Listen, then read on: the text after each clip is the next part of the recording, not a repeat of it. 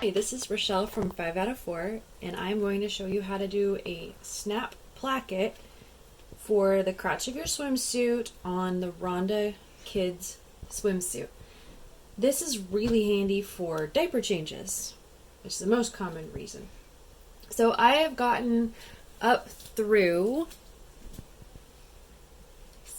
step 6 in the tutorial. So I only have one layer here, but this would be your main and this would be your lining.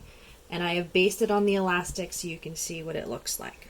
So you're going to leave it flat and you're going to leave about a 1/2 inch here and only down to the angle here.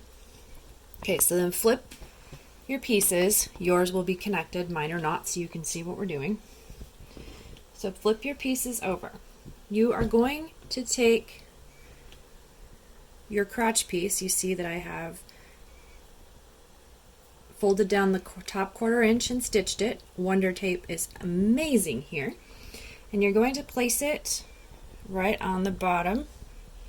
Sorry, right sides together. There. And then do the same for your bottoms. Now you're going to stitch all the way around the edge of your placket. Okay, so now I have sewn on my plackets to the bottom of my suit pieces. So then you want to trim. On your front piece, you're going to trim here. So trim close to your stitches, just like this.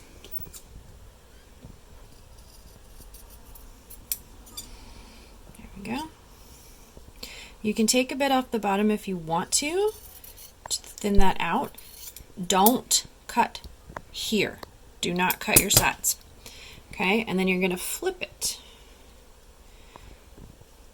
Okay, and you're going to gently push out your corners here. This is a purple thing. If you don't have one, they're amazing for pushing out corners. Okay, so now you see, as I turned it inside out, that rolls my leg elastic to the inside. So I'll do the same thing on the bottom, but with this one you're going to snip right at this little corner. Don't snip through your stitches. And then you're going to cut these. This just reduces the bulk, so you don't have a whole lot of extra fabric in there. Okay.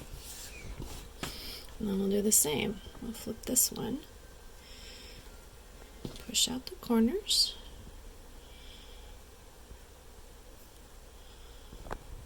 like that.